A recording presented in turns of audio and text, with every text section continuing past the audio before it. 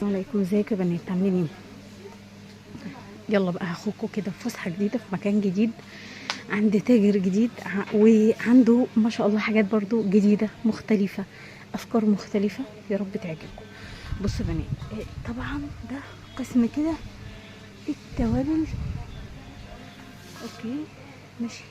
هو تقريبا وده هقول لكم. بصي امسكي كده بسرعه.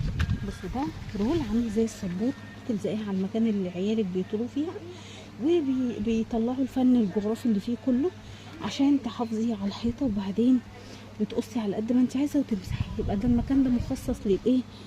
للفن بتاعهم. اوكي، فده رول كده بيتلبق. ومعانا كمان الملاحات القمر دي.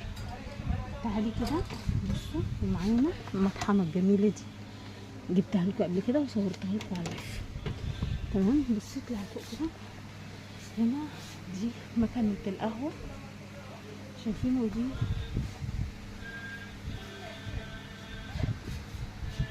اوكي.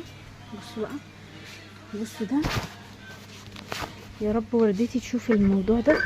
بصوا الديسبنسر، بصي يا وردة، ده اللي كنت بقولك عليه، بس هو طبعا بالمقلوب ماشي. ده زي ايكوكو بالظبط، بس الخامة بتاعته برضو محترمة.